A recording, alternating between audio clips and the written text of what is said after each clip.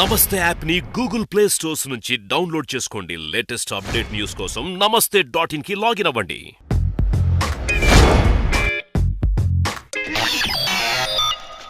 శ్రీమాత్రే నమః, గురుభ్యో నమః. ఇది మీరన్నది చాలామందికి ఈ సందేహాలు ఉంటాయండి. గుడి అనేది ఒక పవిత్రమైన స్థలం. అక్కడికి ఏ రకమైన మనిషి వెళ్ళినా అక్కడ పోయిన తర్వాత వారి యొక్క మనసులో ఉన్నటువంటి పాత విషయాలను మర్చిపోయి శాంతియుతంగా ఒక పాజిటివ్ ఎనర్జీని వాళ్ళు అక్కడ పొందగలుగుతారు. అంటే ఆ గుడిలో ఒక ప్రశాంతమైన వాతావరణం ఉండాలి. ఆ వాతావరణం ఉండాలంటే ఈ కొన్ని పరిస్థితులు అక్కడ చాలా అవసరం.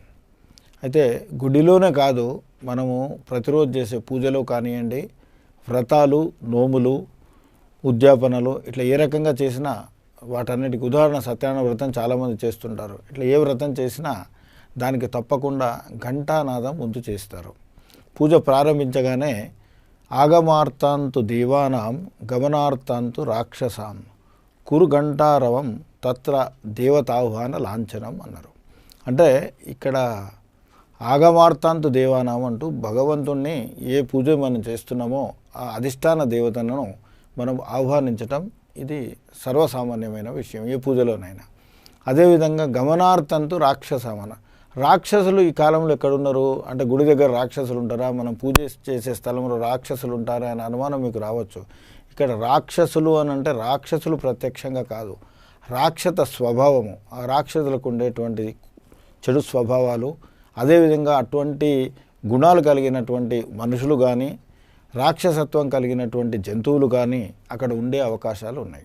ఇప్పుడు సామాన్యంగా మనం చూస్తే పెద్ద పెద్ద దేవాలయాల్లో తప్ప మిగతా ఊర్లో ఉండే దేవాలయాలు కానివ్వండి, పల్లెటూరులో ఉండే దేవాలయాలు కానీ చాలా మట్టుకు దూరం, ఊరు కొంచెం దూరంలో, జనావాసాలకు కొంచెం దూరంగా కొన్ని ప్రాంతాలలో కొండల మీద, గుట్టల మీద ఈ రకంగా గుళ్ళు వెలిసాయి. ఆ గుళ్ళల్లో ప్రతిరోజు మనం తిరుపతి, వేములవాడ మొదలైన దేవాలయాల్లో చూసినట్టు రోజు అంత జనాలు ఉండరు. కొంతమంది రోజు వెళ్తూ ఉంటారు, కొంతమంది కొన్ని ఉత్సవాలు తర్వాత పండుగల రోజులలో వెళ్ళటం పరిపాటి. కాబట్టి అటువంటి ప్రదేశాలలో, అరణ్యాలలో, కొండల మీద ఉండేటువంటి ఊరికి దూరంగా ఉండేటువంటి దేవాలయాలలో మనుషుల అలజడి లేనప్పుడు కొన్ని క్రూర జంతువులు కానీ లేదా కొన్ని విషపూరితమైన అంటే ఇటు పాములు, తేళ్ళు లేదా ఇంకా కొన్ని పక్షులు కూడా అక్కడికి వచ్చే అవకాశాలు ఉంటాయి. కాబట్టి మనము గుడిలో ఆ గంట కొట్టగానే అక్కడ ఉన్నటువంటి ఆ శబ్దంతో, అందుకే గుళ్ళలో చాలా పెద్ద సైజు గంటలు ఉంచడం పరిపాటు. ఆ గంట నాదంతో, ఆ సౌండ్తో ఏమిటంటే అక్కడ ఉన్నటువంటి ఆ జంతువులు కానివ్వండి, పక్షులు కానివ్వండి అక్కడి నుంచి వెళ్ళిపోతాయి, మనకు హాని కలగకుండా ఉంటుంది. పాములు చాలా దేవాలయాల్లో ఉంటాయి, అది మీకు తెలుసు అనుకుంటా. ఇప్పుడు కూడా కొన్ని గుళ్ళల్లో ఉంటాయి, అవి హాని చెయ్యవు. కానీ ఎందుకైనా కానీ మన రక్షణలో మనం ఉండాలి. కాబట్టి తెలిసి తెలియక పొరపాటున వాటికి ఏదైనా హాని జరిగితే అవి తప్పకుండా మనను కరిచే అవకాశం ఉంటుంది. కాబట్టి మనకు ఆ ప్రదేశం చాలా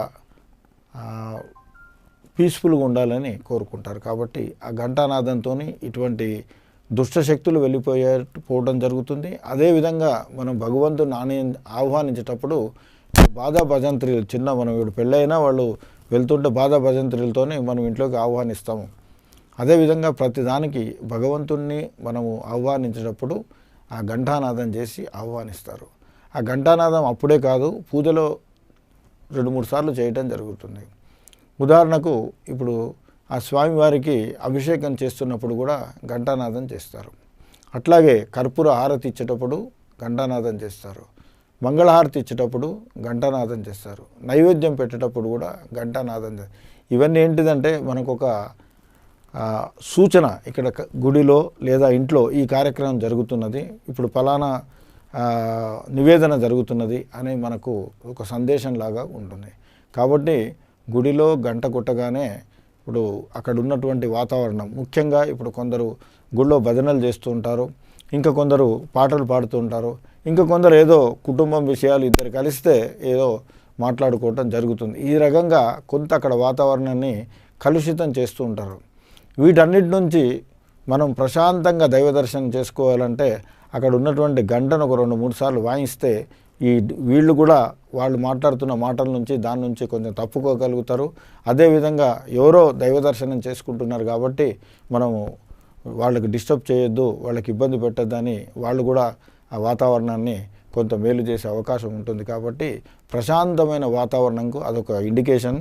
అదే తర్వాత ఆ యొక్క వస్తున్నటువంటి ఘంటానాదం తర్వాత వచ్చేటువంటి ఆ వలయాల్లో, శబ్ద వలయాల్లో మనము ఈ మిగతా చప్పుళ్లను మర్చిపోయి భగవంతుడి మీద పూర్తిగా మనస్సు నిమగ్నం చేసి మంచి హృదయంతో దర్శించుకొని సంతృప్తిని పొందే అవకాశం కూడా ఉంటుంది. కాబట్టి ఈ ఘంటానాదము అందుకే గుళ్ళో తప్పకుండా మనము చేయవలసిన అవసరం ఉందని పెద్దలు గమనించే ఋషులు మునులు వీటి గురించి చాలా ఆలోచన చేసి వీటిని పెట్టడం జరిగింది.